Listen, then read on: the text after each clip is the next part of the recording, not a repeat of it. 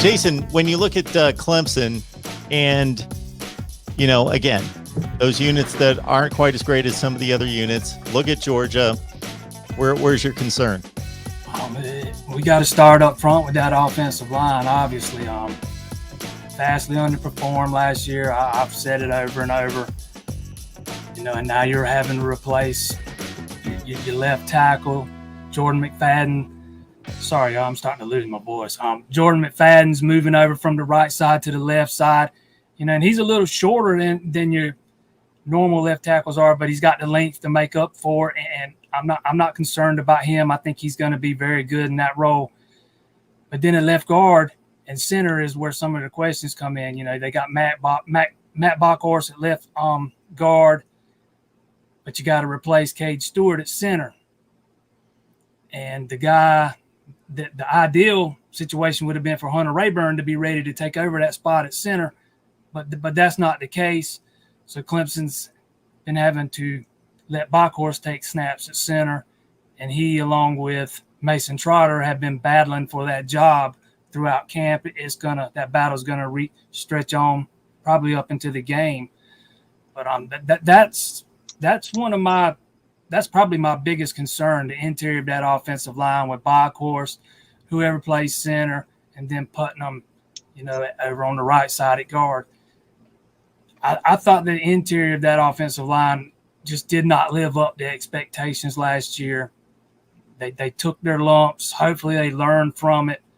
And those guys have really – they came into the spring and they came into the fall, carried it over into the fall. They had a chip on their shoulder. They heard all that talk. They talked about it multiple times in the spring. They heard it, and they want to prove that it was more.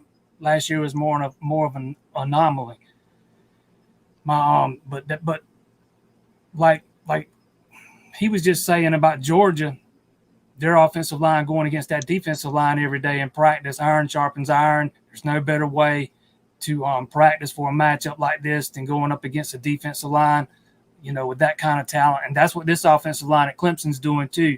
It doesn't matter which one's the best defensive line. They're both one of the top defensive lines in the country. So those offensive lines, they're matching up against elite level guys each and every day. And that's only going to make them better. My second concern would be the secondary. So, I'm echoing what he said about Georgia. I got the same concerns about Clemson.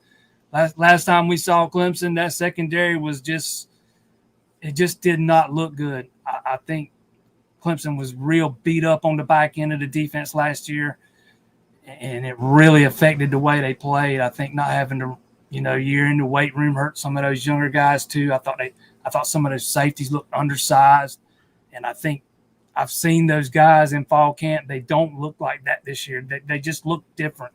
They look like they've been in the weight room and putting in the work. And like guys like Landon Zanders and Joseph Charleston and R.J. Mickens, they just look better from a physical perspective. Now we have to see if that translates into their play on the field, because that safety corps has got to be better than it was last year. Like Bobby was saying earlier, I'm not concerned about the corners. To me, it's more about the safeties. I think there's some questions to answer there. I think they got, the talent, but they got to prove it on the field. And I've really not seen that yet, not in a big game, not from this group that's currently on the roster now. Now, Jason and Mark, let me ask y'all this. How do you think this game is going to play out in terms of, you've got the questions on the offensive line, guys that are being replaced, going up against an elite level defensive line both ways. So you feel like the front seven is probably going to control this game, stop the run, get after the quarterback. But then you've also got the questions in the secondary with some answers at wide receiver for both teams. Do you think this is one that's going to be high scoring, where teams are, both the teams are airing it out and putting up big points that way, or do you think this could be a slug it out kind of battle with the defensive line, front seven really dominating? Because I go back and forth. I think that there's a chance this could be a really low scoring game, and that those defensive lines and front sevens are dominating against the offensive lines, and that it's really hard to run the ball.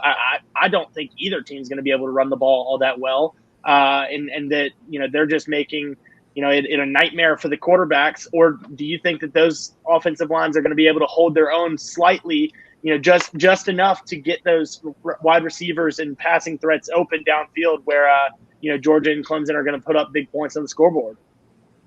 Yeah, I'm like you. I kind of go back and forth. I can't really decide. If I had to pick right now, I lean more towards more of a lower scoring game.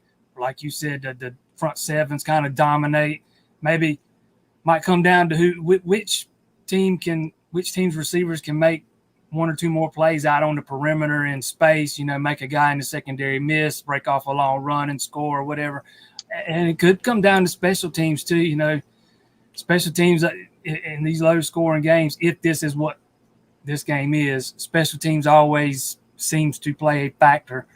And it could very well come down to a special teams play that decides this game. But if I had to sit here right now and make a prediction, I definitely lean more towards a lower scoring affair. I'm not saying 13-10 or anything like that, maybe both teams in the 20s. But that's what I would say right here today, just because of how good the front sevens are on each side of the ball. I think both of those front sevens are going to wreak havoc in this game. I can see us going to halftime in like a 17-14 game that was mostly defensive dominated, but because the rush isn't going to get there every play, and there is potential to break free and make big plays in the passing game, that there's going to be 3 to 5 big plays that are going to be near scoring plays, either scoring plays or 45-yard, 50-yard plays that are going to, put somebody in scoring position, and you're going to see a bunch of 3 and outs, but when you see a play, you're going to see a play. I kind of agree with you there. I don't necessarily see any long sustained drives. Yep. Where a team's going 3 yards in a cloud of dust against one of these front sevens. But I'm with you. I think that both these teams have the weapons on offense that they could and match up very well against the defense that they're going up against, that they could hit on some big plays, and that's going to be kind of the deciding factor in this one.